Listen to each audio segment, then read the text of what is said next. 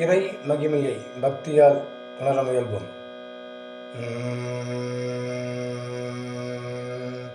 பூமி தன்னில் ஏன் பிறந்தோம், எதற்கு வந்தோம், பயணம் செய்தோம் என்ற ஒன்றை அறியாமல் கொள்வாய் மனித மனமே, மனித மாமனமே.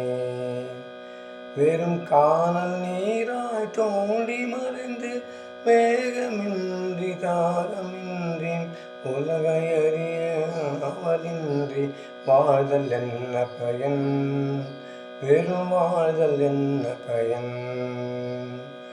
நமக்கு முன்னும் பின்னும் கோடி கோடி ஜீவன் தோன்றி மறைகிறதே. வந்த ஜீவனில் எந்த ஜீவன் உன்னை முழுவதும் அறிய முயலும், அந்த ஜீவன் தன்னை நிறைவாய் அறிய தக்க பாடம் தேடுவாய், அறிவை உண்வாய். அதன் அடிப்படையாய் நிஜ அன்பை உணர்த்தி முதல் தூய பக்தியை மெய்யும் தியானம் தந்திடுவாய். மனம் தியானம் செய்ய ஞானம் தந்திடுவாய்.